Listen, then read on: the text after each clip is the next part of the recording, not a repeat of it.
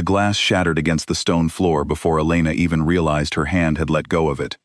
The sound was sharp, final, echoing through the great hall like a warning bell. Every head in the room turned toward her.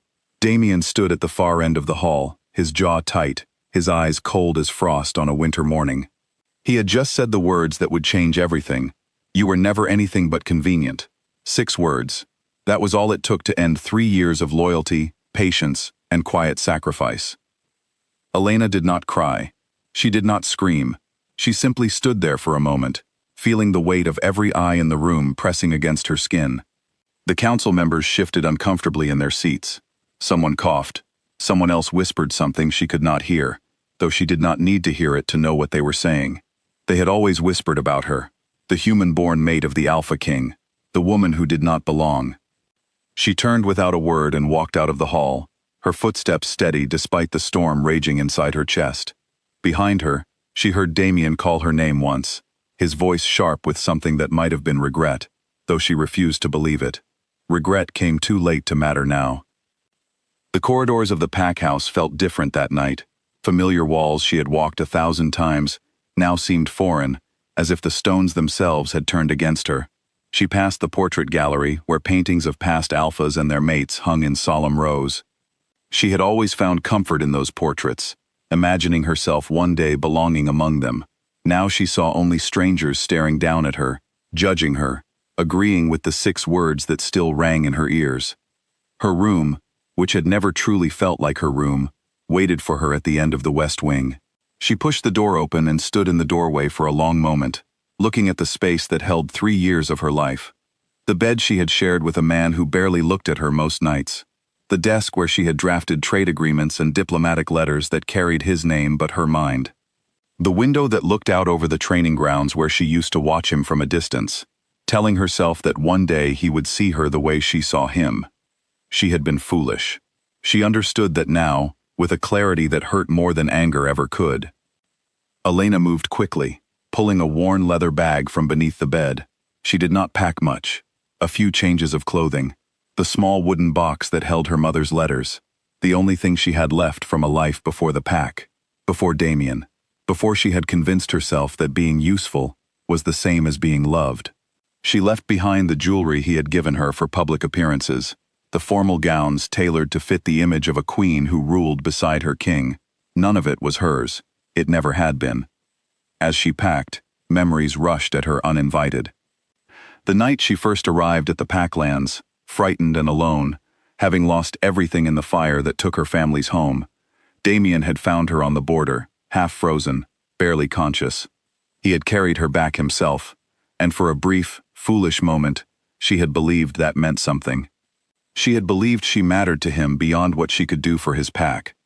She remembered the early months, when he would sit with her in the evenings, asking about her life before, about the human world she had left behind. She remembered thinking that perhaps, given enough time, distance could shrink into something warmer. But the visits grew shorter, the evenings grew rarer. Soon he only sought her out when there was a treaty to draft, a dispute to mediate, a diplomatic dinner where her calm presence smoothed the sharp edges of his temper. She had told herself it was enough to be needed. She had told herself that needed and loved were close enough cousins that she could live comfortably in the space between them. Tonight, he had shown her exactly how wrong she had been. Elena zipped the bag closed and slung it over her shoulder. She took one last look around the room, memorizing nothing, wanting to remember none of it. Then she walked to the window and glanced down at the training grounds one final time. The moon hung low and silver over the Packlands, casting long shadows across the grass where she had once watched him spar with his warriors. Admiring a strength she now understood, he had never once turned in her direction with any tenderness.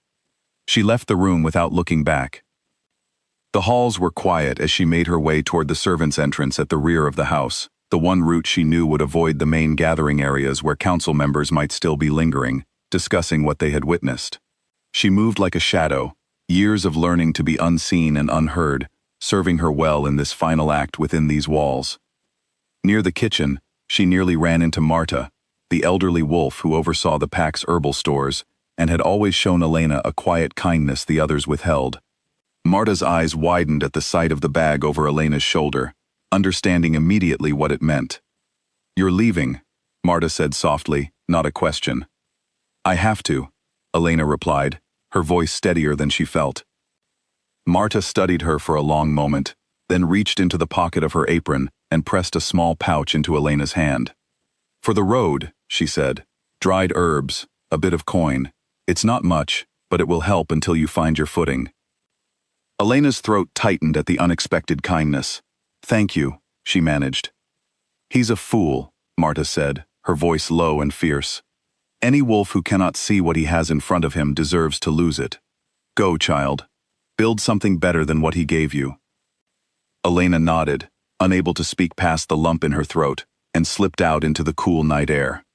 The forest beyond the packlands stretched dark and endless, but Elena had walked these paths enough times during diplomatic errands to know them well. She moved quickly, putting distance between herself and the only home she had known for 3 years. The adrenaline of the confrontation was beginning to fade, leaving behind a hollow ache that settled deep in her chest. She did not know exactly where she was going. She only knew she could not stay. Hours passed as she walked, the moon tracking her progress overhead. At some point, exhaustion began to catch up with the anger that had fueled her escape, and she found herself slowing, her legs heavy, her mind clouded with the events of the evening replaying over and over. She thought of the negotiation she had spent weeks preparing, the one Damien had dismissed so casually in front of his council, as if her weeks of careful work meant nothing. She had worked tirelessly on the terms of a trade agreement with a neighboring territory, staying up late into the night, poring over documents, cross-referencing old treaties, anticipating objections before they could be raised. She had done it because she believed in the pack, because she believed in him, because some small and stubborn part of her still hoped that her efforts might earn her a place at his side that felt real, rather than merely functional. Instead, she had overheard him tell his council that her involvement had been unnecessary, that he could have handled the matter himself, that her presence in such discussions was more habit than necessity. The words had struck her like a physical blow. She had stood frozen outside the council chamber door, listening to him diminish weeks of her labor in a handful of careless sentences. When she confronted him afterward, exhausted and hurt, and desperate for some acknowledgement of what she contributed, he had looked at her with an expression she would never forget. Not anger, not even irritation, something worse, indifference, sharpened into cruelty by his exhaustion and his own unexamined resentments. "You were never anything but convenient." The words followed her through the forest like a shadow she could not shake. By the time dawn began to lighten the sky, Elena had reached the edge of the pack territory, the invisible boundary line where Damien's authority ended and the wider world began. She paused there, looking back the way she had come, half expecting to see pursuers, half hoping, in some small and shameful corner of her heart, that someone might come after her. No one did. She turned and crossed the boundary, stepping into a future she could not yet see, carrying nothing but a half-empty bag, a pouch of herbs and coin, and a wound that would take far longer than one night to heal. The road stretched long and uncertain ahead of her, winding through unfamiliar hills toward a horizon just beginning to catch fire with the first light of morning. Elena walked without knowing her destination, only certain of one thing. Whatever came next, she would build it on her own terms, and never again would she mistake being useful for being loved. Behind her, in the great hall of the pack house, Damien remained standing exactly where she had left him, staring at the door through which she had disappeared. The glass she had dropped still lay shattered at his feet, catching the torchlight in 100 broken fragments. His council members had gone silent, watching him with expressions that ranged from concern to poorly hidden judgment. He did not move for a long time. Somewhere deep inside him, beneath the exhaustion and the pride, and the years of learning to guard himself against vulnerability, something had cracked open the moment she walked through that door. He told himself it was nothing. He told himself she would return by morning, that she had nowhere else to go, that her dramatic departure was simply the human emotion she had never fully learned to master.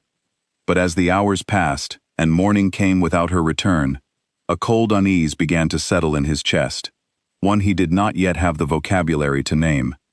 He did not know it yet, but the 6 words he had spoken in a moment of thoughtless cruelty would prove to be the most expensive sentence of his entire reign. The consequences would not arrive all at once. They would arrive slowly, in the weeks and months that followed, in the quiet unraveling of everything he had taken for granted. For now, he simply stood in the wreckage of the hall, staring at a door that would not open, beginning to understand, in the dimmest and most reluctant way, that he had made a mistake he could not yet measure. Outside, the sun continued to rise over the Packlands, indifferent to the broken glass on the floor, or the woman walking away from everything she had once called home. The world moved forward, as it always does, carrying both of them toward a reckoning neither could yet fully imagine.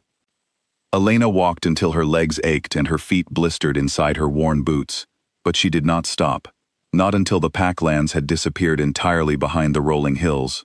When she finally paused to rest beside a quiet stream, she allowed herself, for the first time since leaving, to sit down and simply breathe.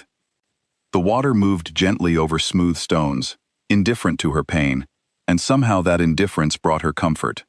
The world did not care about her broken heart, and there was a strange freedom in that truth. She was not obligated to perform composure for anyone here. She was not required to smooth over anyone's temper or manage anyone's expectations. For the first time in years, she was simply Elena, alone with her thoughts, answerable to no one. She opened the small wooden box she had carried from her room and looked through her mother's letters, worn soft from years of handling. Her mother's handwriting, looping and warm, reminded her of a time before pain had become so familiar. She read one letter, then another, letting the words wash over her like a balm. "You are stronger than you know, my darling girl. Do not let anyone convince you that your worth depends on their approval." Elena closed her eyes, letting the words settle into the raw places inside her.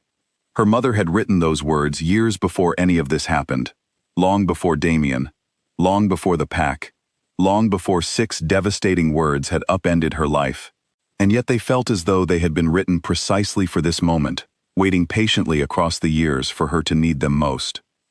She folded the letter carefully and returned it to the box, then rose to her feet, brushing dust from her clothes. The road ahead remained uncertain, but for the first time since walking out of that great hall, she felt something other than grief. She felt the faint stirring of possibility. Whatever waited for her beyond these hills, she would meet it standing tall, carrying only what truly belonged to her. The rest she left behind, scattered across the broken glass of a life that had never really been hers to keep. As the sun climbed higher into a clear blue sky, Elena continued walking, each step carrying her further from the pain of the past and closer to a future she had not yet begun to imagine. Somewhere behind her, in a great house now eerily silent, a king sat with the weight of his own words pressing down on him for the first time in his life. Neither of them knew what waited ahead, but something had shifted in the world that night, an invisible current set into motion by 6 careless words, and one woman's quiet, unshakable decision to finally choose herself. The story was only beginning. 3 weeks after leaving the Packlands, Elena found herself standing outside a small shop in a quiet town called Ashbrook, reading a hand-painted sign that advertised for an assistant. The shop belonged to an elderly wolf named Rosalind, who ran the town's only apothecary and had, according to the townsfolk, been searching for help for months without success. Elena had arrived in Ashbrook 2 days earlier, with almost nothing left in her pockets, her coin from Marta nearly spent on food, and a room at the town's modest inn. She pushed open the door, a small bell chiming overhead, and stepped into a room filled with the earthy scent of dried herbs and old paper. Shelves lined every wall, crowded with jars of every size, each labeled in careful, faded handwriting. Behind a wooden counter stood a woman with silver hair, pulled into a loose braid, and sharp, assessing eyes that studied Elena from head to toe the moment she entered. "You're not from around here," Rosalind said, not unkindly, simply stating a fact. "No," Elena admitted. "I'm looking for work. I saw your sign." Rosalind considered her for a long moment. "Do you know anything about herbs?" "Some," Elena said honestly. "I learned basic remedies growing up, and I picked up more during my time with a pack in the north." Something flickered in Rosalind's expression at the mention of a pack, but she did not press for details. Instead, she gestured toward the shelves. "Can you tell me the difference between silverleaf and moonwort?" Elena stepped closer, examining the jars Rosalind indicated. Silverleaf has a sharper scent, used mostly for fevers. Moonwort is gentler, better for calming nerves and helping with sleep. People sometimes confuse them because the leaves look similar, but silverleaf has a faint blue tint along the edges. Rosalind's eyebrows rose slightly, clearly impressed despite herself. "Well, that's more than most who've asked for this position knew." She studied Elena a moment longer, taking in the weariness beneath her composed exterior, the careful way she held herself as though bracing for rejection. "You can start tomorrow. Pay isn't much, but there's a small room above the shop you can use until you find something more permanent." Relief washed through Elena so suddenly that she had to blink back unexpected tears. "Thank you," she said. "Truly." "Don't thank me yet," Rosalind replied, a hint of dry humor in her voice. "You haven't seen how much inventory needs sorting." That night, Elena lay in the small room above the shop, staring at an unfamiliar ceiling, feeling something unfamiliar stirring in her chest. It was not happiness exactly, not yet, but it was something adjacent to it, a sense of possibility, a sense that perhaps she could build a life here, small and quiet, and entirely her own, free from the weight of being convenient to anyone. The following weeks settled into a rhythm that Elena found herself grateful for. Mornings began early, sorting fresh deliveries of herbs, cataloging inventory, and preparing simple remedies for the townsfolk who came through the shop's door with various ailments. Rosalind proved to be a patient teacher, sharing decades of knowledge with a directness that Elena appreciated after years of navigating the careful diplomacy required in pack politics. More than the herbal knowledge, though, Elena found herself drawn to the people of Ashbrook. Unlike the pack, where her human birth had marked her as an outsider despite her position, the townsfolk here judged her only by her actions. A farmer named Gareth brought his young daughter in with a persistent cough, and Elena's careful attention and gentle remedy earned her genuine gratitude rather than grudging tolerance. An elderly woman named Beatrice began stopping by regularly, not for herbs but simply for conversation, having taken a liking to Elena's calm patience and quick wit. Word of the new apothecary assistant spread through the small town, and soon Elena found herself handling more than just herbal remedies. When two neighboring families found themselves in a dispute over a shared water source, Rosalind, only half joking, suggested they bring their complaint to Elena, whose diplomatic instincts from her years in the pack proved invaluable in helping the families reach a fair compromise. The families left the shop shaking hands, their dispute resolved, and word of Elena's fairness spread further still. Elena found herself surprised by how naturally these skills translated outside the pack's rigid hierarchy. She had spent years believing her diplomatic abilities existed only in service of Damien's leadership, a tool he used when convenient and dismissed when he preferred to claim credit himself.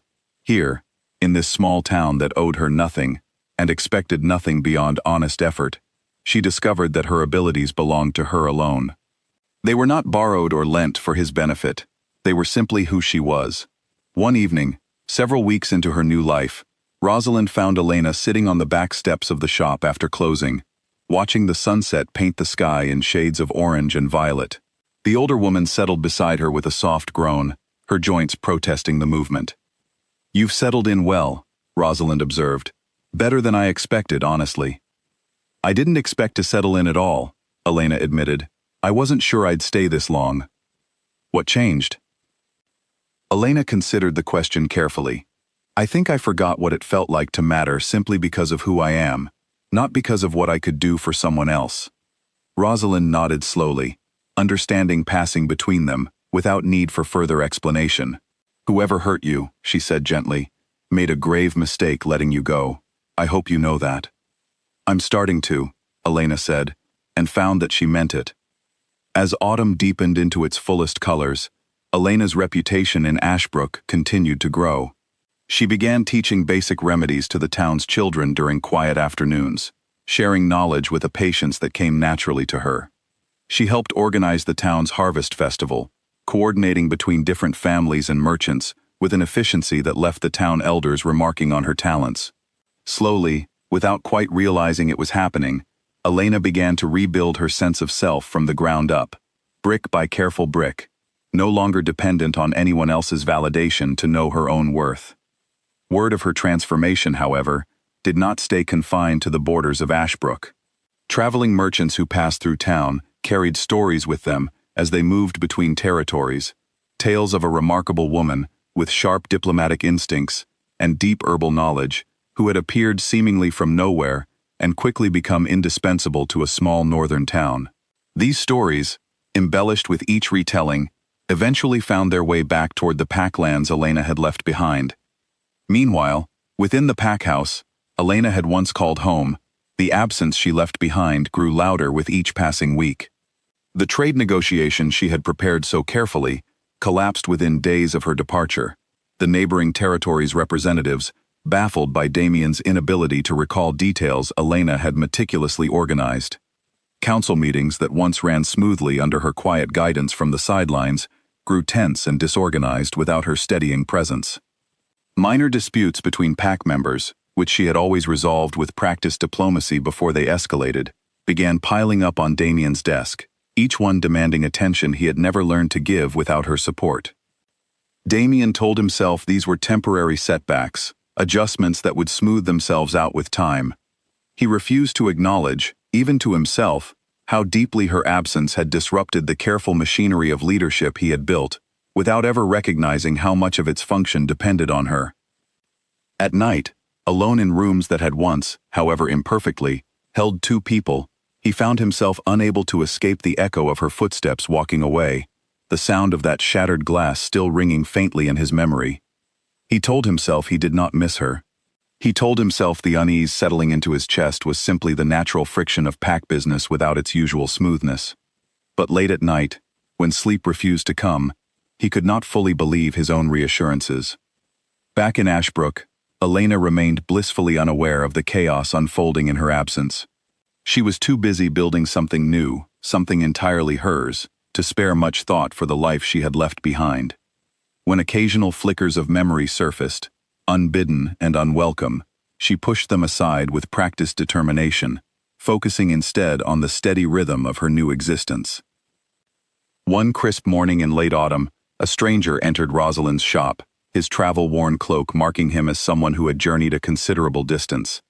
Elena looked up from where she was grinding herbs at the counter, her breath catching slightly at something vaguely familiar in his bearing, though she did not recognize his face. "I'm looking for information," the stranger said, his voice carrying the careful cadence of someone accustomed to formal speech. "I've heard tales of a remarkable woman in this town. Dark hair, sharp mind, skilled in both herbs and diplomacy. Might you know where I could find her?" Elena's hands stilled over the mortar and pestle, an uneasy feeling settling in her stomach. She did not yet know who had sent this stranger, or why, but some instinct warned her that the quiet peace she had built in Ashbrook might not remain undisturbed for much longer. "That would depend," she said carefully, "on who is asking, and why." The stranger's eyes studied her with sudden, sharpened interest, as though recognizing something in her voice, or bearing that confirmed a suspicion he had carried since arriving in town. "Forgive me," he said slowly. "I believe I may already have my answer." Elena set down the pestle, her heart beginning to pound as the careful peace of her new life braced itself against the return of the old. "My name is Corwin," the stranger said, removing his travel-worn gloves as he stepped further into the shop. "I serve as a scout for the Northern Pack. I was sent to confirm a rumor, nothing more. I mean you no harm, and I carry no demands." Elena studied him carefully, searching his expression for signs of deception, but found only weary honesty. "Who sent you?" Corwin hesitated, glancing briefly toward the shop's window as though choosing his words with care. "The Alpha King himself did not send me directly. I was dispatched by the Council, concerned about matters within the pack that have grown increasingly difficult since your departure." Elena's jaw tightened. "That's not my concern any longer." "Perhaps not," Corwin acknowledged. "But I think you should know what has happened, regardless of what you choose to do with the information." Rosalind, who had been quietly observing the exchange from the back of the shop, stepped forward, her expression protective. "She doesn't owe you or anyone from that pack an audience." "I understand," Corwin said, inclining his head respectfully toward the older woman. I only ask for a few minutes of her time. After that, I will leave, and she need never see me again if that is her wish. Elena considered his request, curiosity warring with her instinct to protect the fragile peace she had built. Finally, she nodded toward a small table near the window. A few minutes, that's all. They sat across from each other, the afternoon light filtering through jars of dried herbs that cast soft, colorful shadows across the worn wooden table. One folded his hands together, his expression grave. "Since you left," he began, "the pack has struggled more than anyone anticipated. The trade agreement you prepared collapsed within days. The neighboring territories' representatives grew frustrated with inconsistencies and gaps that you would have caught immediately. Several other alliances have grown strained as well." Elena felt a complicated tangle of emotions at this news, satisfaction and something uncomfortably close to guilt twisting together in her chest. "That's unfortunate," she said carefully, "but it isn't my responsibility to fix." "I'm not asking you to fix anything," Corwin clarified. "I only wanted you to understand the full picture before word reached you through less reliable channels. Rumors travel quickly between territories, often growing more distorted with each retelling. I thought you deserved the truth directly, whatever you choose to do with it." "And the Alpha King?" Elena asked, hating the way her voice softened slightly around the question, despite her best efforts to remain indifferent. "How has he taken all of this?" Corwin's expression grew thoughtful. "Difficult to say precisely. He has grown quieter since your departure, less patient with the council, though not in the way one might expect. He seems distracted, as though wrestling with something he has not yet found words for. Several of us who have served him for years have never seen him quite like this before." Elena absorbed this information, uncertain what to do with the mixture of feelings it stirred within her. Part of her wanted to feel nothing at all, to remain entirely unmoved by news of the man who had discarded her with such careless cruelty. Another part of her, one she was not proud of, felt a flicker of something that might have been vindication, or perhaps something closer to sorrow for the relationship they might have built had things gone differently. "Why are you really telling me this?" she asked finally. Corwin considered the question seriously before answering. "Because I believe every person deserves the full truth of the consequences their choices create, even when those consequences aren't theirs to solve. What you do with this knowledge is entirely your own decision. I have no expectation of anything beyond delivering an honest account." Elena studied him for a long moment, then nodded slowly. "Thank you for your honesty at least." Corwin rose from the table, gathering his gloves. "I wish you well, wherever your path leads next. For what it's worth, the stories I heard about you on my journey here were not exaggerations. You've built something remarkable in this town, and that speaks to a strength few possess." After Corwin departed, Elena remained seated at the small table for a long while, staring out the window at the quiet street beyond, her thoughts a tangled storm she could not easily calm.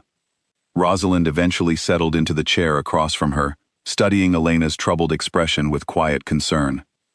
"You don't have to decide anything right now," Rosalind said gently. "Whatever happens with that pack, you've built a life here that belongs entirely to you. No one can take that away unless you let them." "I know," Elena said softly. "It's just strange, hearing that everything is falling apart without me. Part of me wants to feel satisfied by that. Another part of me feels almost sad, thinking about a home crumbling, even if it was never truly my home to begin with." "That's simply because you have a good heart," Rosalind said. "Even after everything, you still care about doing right by others, even those who did not extend the same courtesy to you. That's not a weakness, child. That's a rare kind of strength." Elena managed a small, grateful smile, though the weight in her chest did not fully lift. That night, she lay awake in her small room above the shop, replaying Corwin's words over and over, wondering what exactly was happening within Damien's mind that had left him so uncharacteristically unsettled. She told herself it did not matter, that she owed him nothing further, not even her curiosity. But sleep proved elusive nonetheless. Meanwhile, within the Packlands, matters had grown considerably worse than Corwin had described, perhaps out of a scout's natural discretion when delivering difficult news. The council chamber, once a place of structured order under Elena's quiet influence, had become a battleground of competing voices and unresolved tensions. Without her steady presence smoothing disagreements before they escalated, Minor disputes between council members had begun spiraling into significant conflicts that threatened the pack's internal stability. Damien found himself increasingly isolated, surrounded by advisors who offered opinions but lacked the particular gift Elena had possessed for finding common ground between opposing positions. He began working later into the night, attempting to compensate for her absence through sheer force of effort, but exhaustion only compounded his difficulties, leaving him short-tempered and increasingly withdrawn from those around him. One evening, his second-in-command, a loyal wolf named Fenwick, who had served the pack for over 2 decades, found Damien alone in his study, staring at a stack of unresolved documents with an expression of barely contained frustration. "You should rest," Fenwick said carefully, aware of how thin his alpha's patience had grown in recent weeks. "There's too much to manage," Damien replied without looking up. "The Southern Territory's response to our proposed boundary adjustment is due within days, and I still haven't finished reviewing the historical precedents." Fenwick hesitated before speaking further, choosing his next words with unusual care. "May I speak candidly, Alpha?" Damien finally looked up, weariness evident in the shadows beneath his eyes. "You've earned that right after 20 years of service. Speak." "Elena used to handle matters exactly like this," Fenwick said gently. "Not because it was her duty, but because she possessed a particular talent for organizing complex information and anticipating challenges before they arose. I don't say this to wound you further, but because I think you should understand clearly what has been lost." Damien's expression hardened, though something beneath the hardness suggested Fenwick's words had struck deeper than he wished to admit. "I'm aware of what has changed." "Are you aware of why she left?" Fenwick asked, his voice softening with the familiarity of long service. "The council chamber isn't as private as everyone believes, Alpha. Many of us heard what was said that night." Silence stretched between them, heavy and uncomfortable. Damien set down the papers he had been holding, his shoulders sagging slightly, as though the weight of his own words had finally caught up with him after weeks of denial. "I said something I should not have said," he admitted quietly, the confession clearly costing him considerable effort. "In a moment of frustration, I spoke without thinking, and I cannot take it back now." "No," Fenwick agreed gently, "you cannot. But perhaps you can begin to understand what those words truly meant, and what it will take to make amends, should you ever have the opportunity." Damien said nothing further that evening, but Fenwick's words lingered in his mind long after the older wolf had departed, joining the growing chorus of doubts that had been building steadily since the night Elena walked out of his life. For the first time since her departure, Damien allowed himself to sit with the full weight of what he had lost, rather than pushing the discomfort aside, as he had done so many times before. He did not yet know what he would do with this reckoning, but something within him had shifted, slowly and painfully, toward a truth he could no longer avoid. Winter arrived early in Ashbrook that year, dusting the rooftops with a thin layer of frost that turned the town into something out of a painting. Elena had grown accustomed to the rhythm of her new life, the shop's daily routines now as familiar as breathing. She had nearly convinced herself that the encounter with Corwin had been an isolated event, a brief disturbance in otherwise settled waters, when a second visitor arrived at Rosalind's shop on a particularly cold afternoon.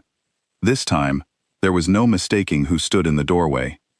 Damien filled the frame, broader and more imposing than Elena remembered, though something in his posture seemed different from the confident, commanding presence she had once known. He looked tired in a way she had never seen before, the weight of recent months etched clearly into the lines around his eyes. Elena froze behind the counter, her hands stilling over the jar she had been organizing. For a long moment, neither of them spoke, the shop's quiet hum of ambient sound suddenly deafening in the charged silence between them. "You shouldn't have come here," Elena finally said, her voice steadier than she felt. "I know," Damien replied quietly, "but I needed to see you. I needed to say things I should have said months ago." Rosalind appeared from the back room, taking in the scene with sharp, protective eyes. She moved to stand slightly in front of Elena, her posture radiating quiet warning. "This is my shop, and Elena works here under my protection. If she wishes you to leave, you will leave." Elena placed a gentle hand on Rosalind's arm, grateful for the fierce loyalty, but recognizing she needed to handle this herself. "It's all right," she said softly. "Give us a few minutes." Rosalind studied Damien with obvious skepticism before finally stepping back, though she remained within earshot, clearly unwilling to leave Elena entirely alone with him. Damien seemed to notice this and made no objection, understanding perhaps that he had forfeited any claim to being trusted without question. "Say what you came to say," Elena said, crossing her arms protectively across her chest. Damien took a steadying breath, and when he spoke, his voice carried none of the commanding authority she remembered from their years together. Instead, there was something raw and uncertain in his tone, something that sounded almost unfamiliar coming from him. "I have spent months trying to understand why those words came so easily to me that night," he began. "I told myself it was exhaustion, or frustration with the negotiations, or 1,000 other excuses. But the truth is far simpler, and far more difficult to admit. I had grown so accustomed to your presence, your steadiness, your quiet competence, that I stopped seeing you as a person deserving of my attention and gratitude. I began treating you as a resource, something I could rely upon without ever having to reciprocate."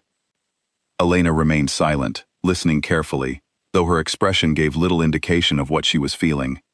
"Since you left," Damien continued, "everything I once managed with your quiet help has grown chaotic and difficult. I won't pretend that recognition alone justifies my coming here. I know it doesn't. But it forced me to finally understand what I had been taking for granted. Not your usefulness, your presence, your mind, your heart. All of it, and I treated it as though it existed simply for my convenience." "That's exactly what you said," Elena replied, her voice sharp with old pain finally given voice. "That I was never anything but convenient. Do you have any idea what that felt like, after 3 years of pouring myself into a life I believed we were building together?" "I do now," Damien said, his voice heavy with genuine remorse. "I didn't then. I was too consumed by my own pride, too accustomed to receiving without giving anything meaningful in return. I have spent every day since trying to understand how I became someone capable of speaking to you that way." Elena felt tears threatening despite her determination to remain composed. "Words are easy, Damien, especially now, when everything has fallen apart without me, and you've realized how much you relied on what I did for the pack. How do I know this isn't simply about wanting your convenient arrangement back?" The question landed with visible force, and Damien did not flinch away from it, though pain flickered clearly across his expression. "You're right to ask that," he said quietly, "and I don't have an easy answer that will satisfy you immediately. I can only tell you that what I've come to understand these past months isn't about wanting my life restored to its previous convenience. It's about recognizing, far too late, that I failed to see you clearly for who you truly are, separate from anything you did for me or for the pack. I don't expect you to return. I don't expect forgiveness. I came only because I needed you to know the truth, whatever you choose to do with it." Elena studied him for a long moment, searching his face for any sign of the calculated manipulation she had sometimes witnessed him employ during pack negotiations. She found none, only exhaustion, and something that looked remarkably like genuine grief. "I need time," she finally said. "I've built something here that matters to me, a life that belongs entirely to myself, for the first time in longer than I can remember. I won't abandon that simply because you've arrived at a moment of clarity that took you far too long to reach." "I understand," Damien said. "I'm not asking you to abandon anything. I only wanted you to know the truth, and to apologize properly, which I should have done the moment those words left my mouth." They stood in silence for a long moment, the space between them charged with 3 years of history neither could easily dismiss. Finally, Damien inclined his head respectfully. "Thank you for hearing me out. I won't overstay my welcome." He turned to leave, but paused at the door, glancing back one final time. "For what it's worth, the pack has learned things about your value that I should have recognized long ago. The council has begun asking questions about the decisions I made, about why someone with your particular gifts was so easily dismissed. I don't say this to pressure you into returning. I only think you should know that others have come to see clearly what I failed to appreciate in time." After he departed, Elena remained standing behind the counter for a long while, her emotions a complicated storm she could not easily untangle. Rosalind approached quietly, settling a comforting hand on her shoulder. "That took considerable courage," Rosalind observed, Whether or not you believe him, coming here and admitting fault so plainly isn't something men like him do easily. I don't know what to believe, Elena admitted, her voice trembling slightly with the effort of maintaining composure. Part of me wants to believe he's genuinely changed. Another part remembers exactly how it felt to be discarded so casually, and I'm terrified of opening myself to that pain again.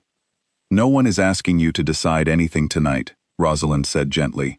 Take the time you need. Whatever you choose, make certain it comes from strength, not fear, and not from any obligation you don't genuinely feel.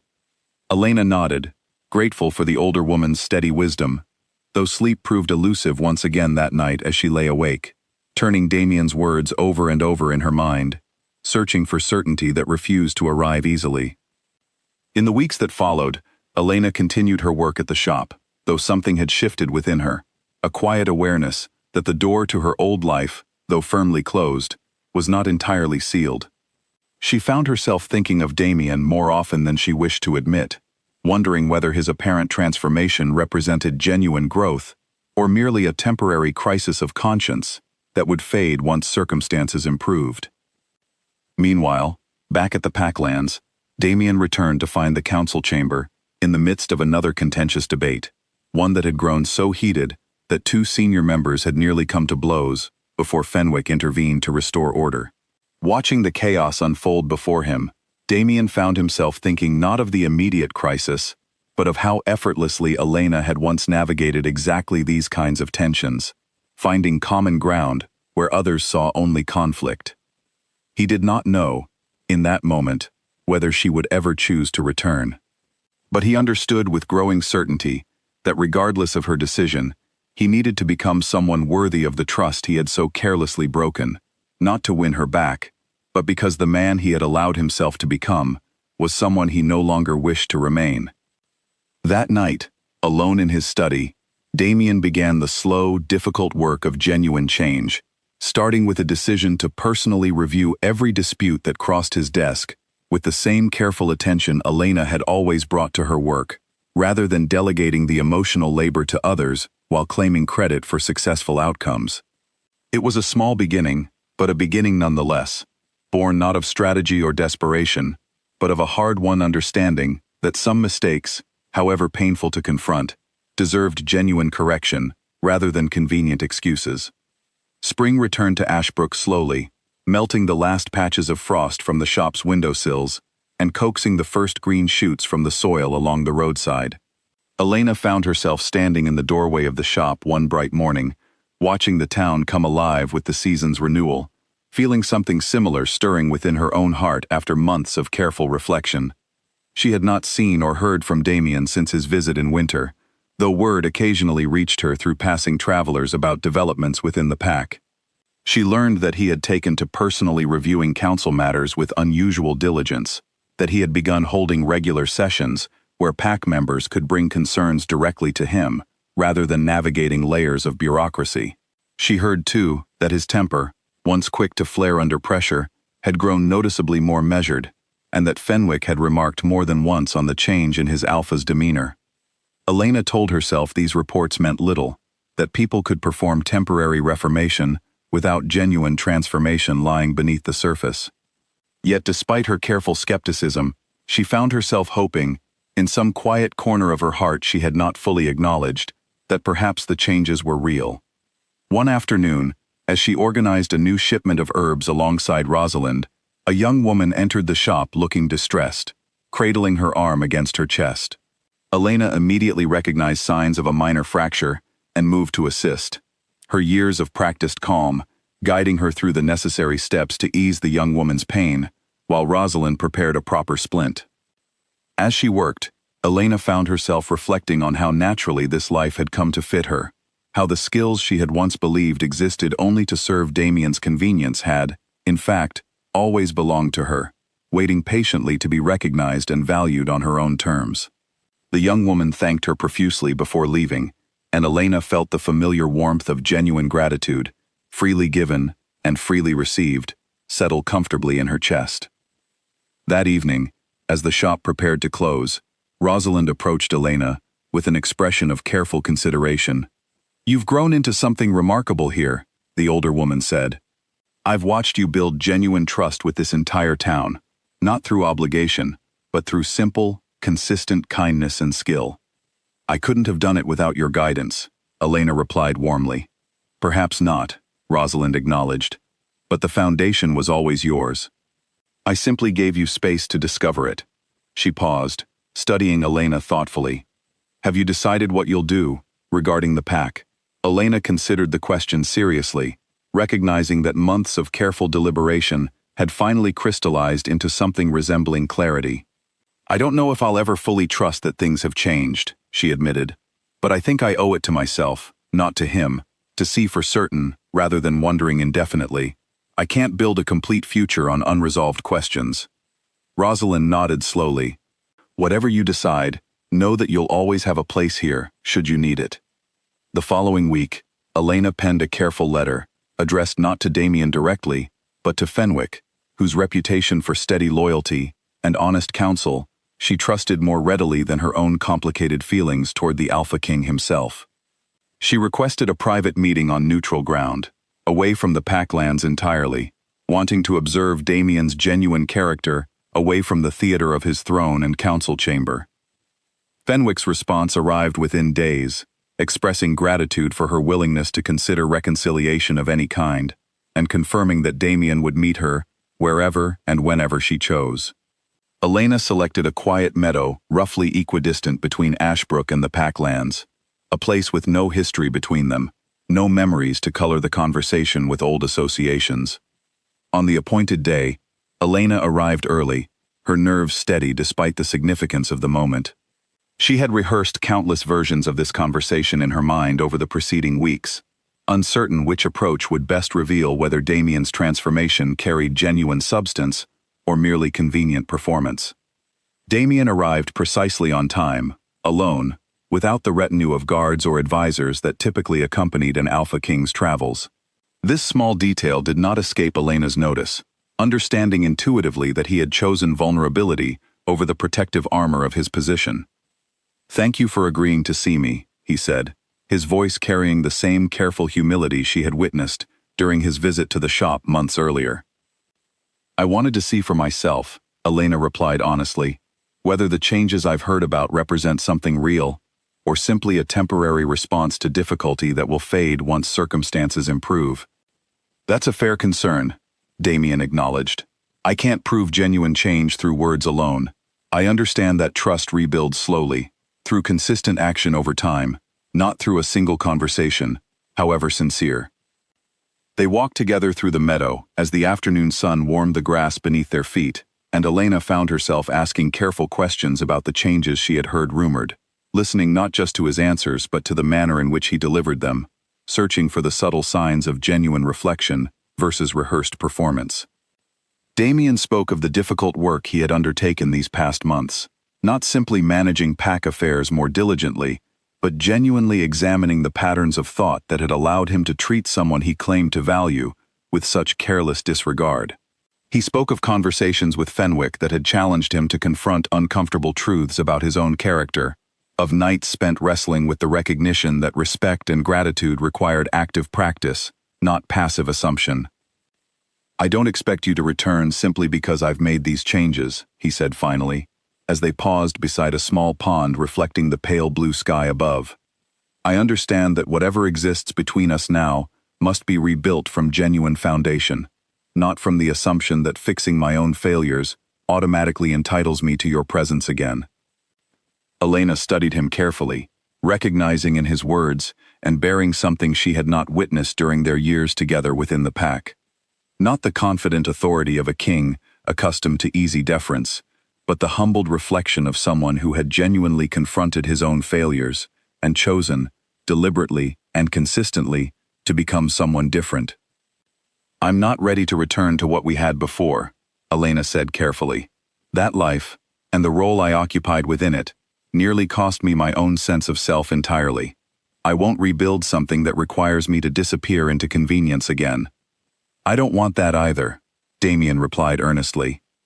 "I've come to understand that what I valued most in you, even when I failed to express it properly, was never simply your usefulness. It was your mind, your strength, Your willingness to challenge me when I was wrong. Qualities I too often dismissed rather than celebrated. If there's any path forward between us, I want it built on genuine partnership, not the arrangement we had before. Elena felt something loosen slightly in her chest, not full trust, not yet, but the first tentative opening toward the possibility of it. If we were to try again, she said slowly, it would need to happen on entirely different terms. I would need you to demonstrate, consistently and over time, that the changes you describe are genuine and lasting, not simply convenient responses to a difficult season. I understand, Damien said, and I'm prepared to earn that trust, however long it takes, without expectation of a particular outcome. They talked for hours that afternoon, working through difficult questions about what genuine partnership might look like, about boundaries Elena would require, about the changes Damien had already begun implementing within pack governance that reflected lessons learned from her absence. By the time the sun began sinking toward the horizon, painting the meadow in warm gold light, something had shifted between them. Not resolution exactly, but the careful beginning of a bridge neither had believed possible months earlier. I'm not asking you to decide anything today, Damien said as they prepared to part ways. Take whatever time you need. I'll be here, doing the work, regardless of what you ultimately choose, because I understand now that becoming a better version of myself matters independent of whether it earns me anything in return. Elena nodded, appreciating the genuine humility in his final words. I'll consider it, she said. That's all I can promise for now. As she made her way back toward Ashbrook that evening, Elena found her thoughts unusually settled, the storm of uncertainty that had accompanied her for months, finally beginning to calm into something resembling clarity. She did not yet know what her final decision would be, but she understood, with growing confidence, that whatever she chose would come from her own genuine assessment of the situation, rather than fear, obligation, or the desperate hope of finally being valued that had once made her vulnerable to exactly this kind of painful disregard. For the first time since walking out of that great hall so many months earlier, Elena felt fully in control of her own story, capable of choosing her path forward with clear eyes and a steady heart, whatever that path might ultimately hold.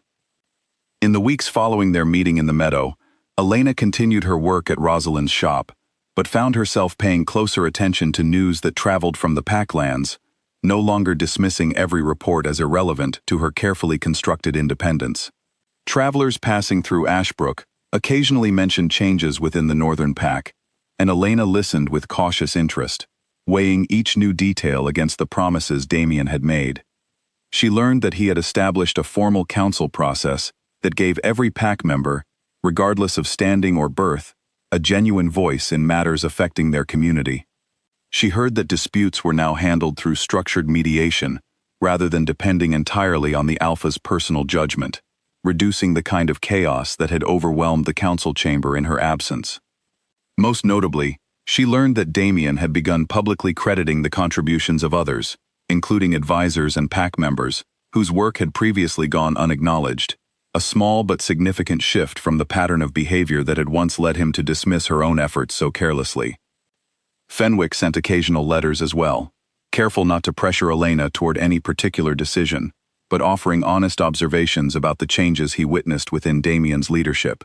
His letters carried none of the flattery or manipulation Elena might have expected from someone invested in encouraging her return. Instead, they read as genuine, measured accounts from someone who had served the pack faithfully for decades and had earned the right to speak plainly about what he observed. One letter in particular struck Elena deeply. Fenwick described a recent incident in which a young pack member, new to her position and uncertain of her standing, had made an error during a trade negotiation that might once have resulted in public humiliation under Damien's previous leadership style. Instead, Fenwick wrote, Damien had taken the young woman aside privately, addressed the error calmly, and worked with her to develop a solution, ultimately crediting her improved proposal to the full council without mentioning the initial mistake at all. Elena read this account several times, recognizing in it the kind of leadership she had always hoped Damien capable of, had he only extended toward her the patience and genuine respect he now seemed to offer others. The recognition brought complicated emotions, gratitude that he had genuinely grown, mixed with lingering grief for the version of their relationship that might have existed had this growth arrived years earlier. As spring deepened into early summer, Elena found herself increasingly drawn toward a decision she had been circling carefully for weeks. She spoke with Rosalind one evening, seeking the older woman's perspective as she weighed the possibility of returning, not to her previous role within the pack, but to something entirely reimagined, built on the foundation of genuine partnership Damien had described in the meadow. "You don't need my permission," Rosalind said gently, when Elena raised the subject. "But if you're asking my honest opinion, I've watched you grow into someone remarkable these past months, someone who no longer needs anyone else's validation to understand her own worth. If you choose to return, make certain it's because you genuinely wish to build something with him, not because you feel obligated by his efforts at redemption." "I think," Elena said slowly, working through her own thoughts as she spoke them aloud, "that I want to see if what we could build together, now that I understand my own worth so clearly, might be something genuinely worthwhile. Not a return to what we had, but something entirely new." Rosalind smiled warmly. "Then that's your answer, isn't it? Not obligation, but genuine choice." Elena nodded, feeling the truth of those words settle comfortably within her. She spent the following days preparing carefully for what she hoped would be a final conversation, one that would either confirm the foundation for a renewed relationship or provide the clarity she needed to fully release the past and continue building her life in Ashbrook without further complication. She sent word to Fenwick, requesting another meeting, this time within the Packlands themselves, wanting to observe firsthand how Damien's changes manifested within the actual environment of his leadership, rather than in the neutral, controlled setting of their previous meadow conversation. When she arrived at the Packlands on a warm summer morning, memories rushed toward her from every direction, the familiar paths and buildings carrying weight she had not fully anticipated. Yet alongside the difficult memories, she noticed genuine differences immediately. The atmosphere within the pack house felt lighter somehow, less tense than she remembered, pack members moving through their daily routines with an ease that suggested reduced anxiety about arbitrary judgment or dismissal. Fenwick greeted her warmly at the entrance, his relief at her arrival evident in his expression. "It's good to see you again," he said sincerely. "The pack has missed your steady presence, though I suspect you'll find things somewhat different from when you left." He led her toward the council chamber, where Damien was in the midst of a mediation session between two pack members, disputing territorial boundaries for their respective family farms. Elena observed from the doorway, unnoticed at first, watching as Damien listened carefully to both perspectives, asking thoughtful questions rather than issuing immediate judgment, working patiently toward a solution that satisfied both parties, rather than simply asserting his authority to end the discussion quickly. When the session concluded and both farmers left the chamber with expressions of genuine satisfaction, Damien turned and noticed Elena standing in the doorway. Surprise flickered across his features, followed quickly by something warmer, though he maintained careful composure rather than rushing toward effusive greeting. "Elena," he said simply, "thank you for coming." "I wanted to see for myself," she replied, echoing words she had spoken in the meadow months earlier, how things have genuinely changed. Over the following hours, Damien showed her the structural changes he had implemented within pack governance, introduced her to new advisors he had brought onto the council specifically for their diverse perspectives and expertise, and shared with genuine humility the difficult lessons he had learned through his own reflection and Fenwick's honest counsel. Elena listened carefully, asking pointed questions, testing the depth of his understanding against her own careful observations. By late afternoon, as they walked together through the training grounds where Elena had once watched him from a distance, harboring quiet hopes that had gone unfulfilled for years, she found herself finally ready to voice the question that had brought her back to these lands. "If I were to consider returning," she said carefully, "it would need to be as a genuine partner, not as a convenient asset managing your affairs while receiving little acknowledgement in return. I would need a formal role within the council, recognized publicly for my contributions, with the authority to make decisions independent of your approval when the situation calls for it." "I would welcome that," Damien said without hesitation. "In fact, I had already begun considering how to formalize exactly that kind of role, hoping you might eventually be willing to fill it, though I understood I had no right to expect it. Elena studied him carefully, searching once more for any sign of calculated performance rather than genuine conviction. She found, as she had in the meadow months earlier, only sincere resolve. "I need time to consider the specifics," she said finally. "This isn't a decision I'll make quickly, even now." "Of course," Damien replied. "Take whatever time you need. I'm not asking for an immediate answer. I'm simply grateful you were willing to see the changes for yourself." As Elena prepared to return to Ashbrook that evening, she felt the weight of a significant decision settling more firmly into focus, though she was not yet ready to voice her final conclusion. The path forward remained uncertain in its precise details, but for the first time since that devastating night, when 6 careless words had shattered her previous life, she felt genuinely hopeful about what might yet be possible, built not on old patterns of convenience and dismissal, but on the foundation of mutual respect and genuine partnership that both she and Damien had worked, in their separate ways, to finally understand as essential. Autumn arrived once more, marking a full year since the night Elena had walked out of the great hall carrying nothing but a single bag and a wound she believed might never fully heal. Standing now at the edge of the training grounds where she had once watched Damien from a careful distance, Elena found herself reflecting on how completely her life had transformed in the time since, shaped by loss, rebuilding, and the slow, deliberate construction of something entirely new.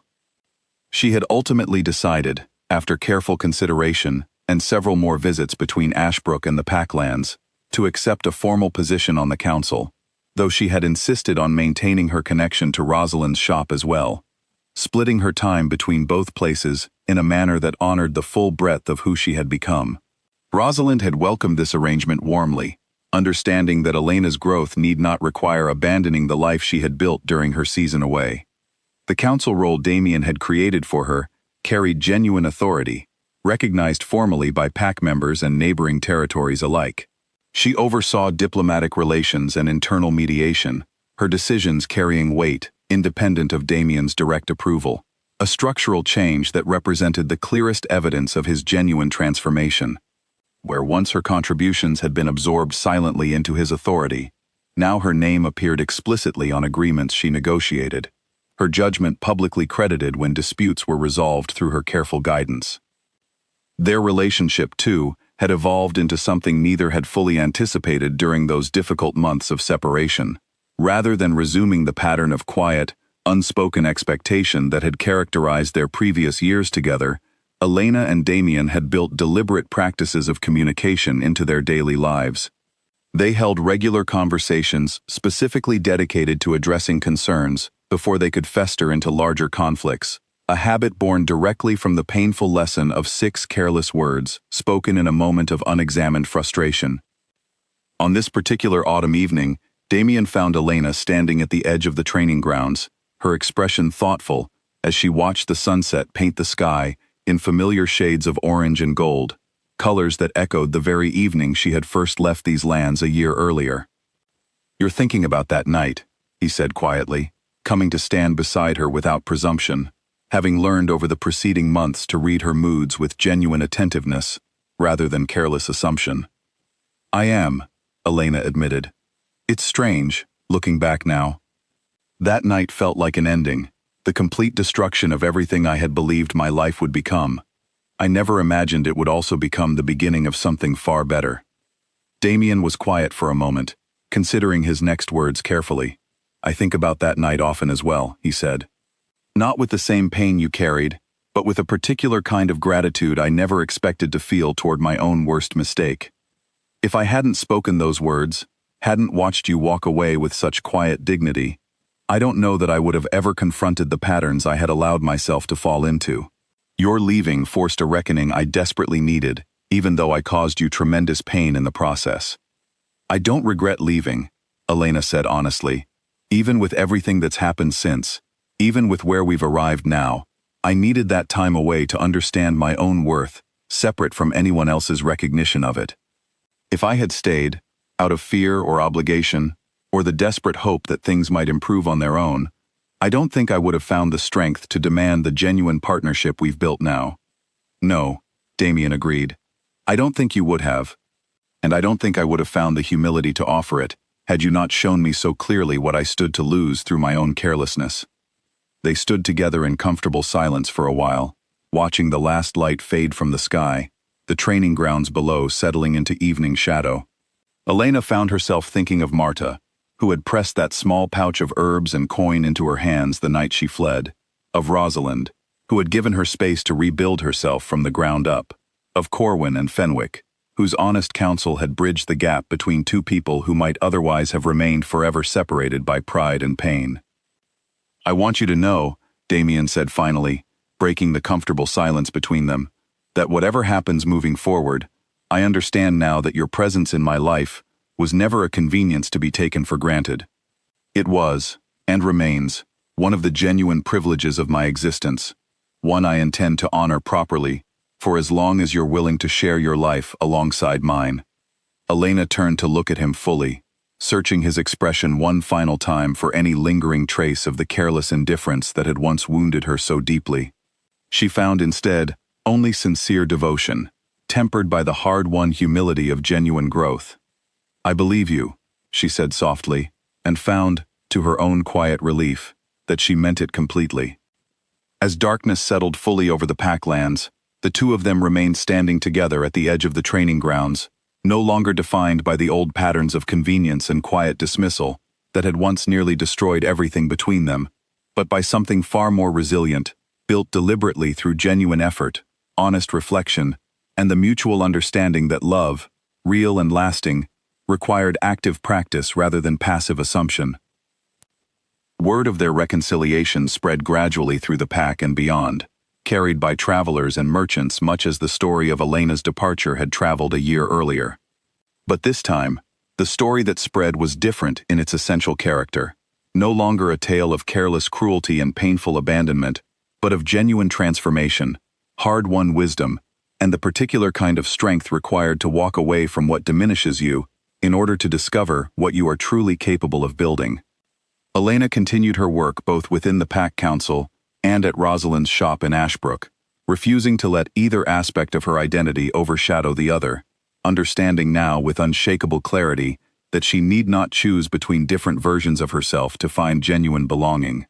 She had proven, through the difficult months of her departure and careful rebuilding, that her worth existed entirely independent of anyone else's recognition, a truth she carried forward into every aspect of her renewed life alongside Damien.